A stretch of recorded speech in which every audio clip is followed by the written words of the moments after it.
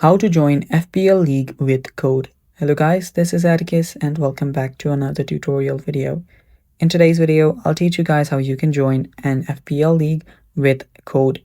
So without any further ado, let's dive right into it. First, open up your Premier League. Then this is what you should see. Make sure you're logged in as well. Then after you're here, head over to the fantasy section. Then scroll down till you find leagues and cups. After you're there, you will need to tap on this join league option right here. And here, to use a code to join in, you will basically need to enter your code right here.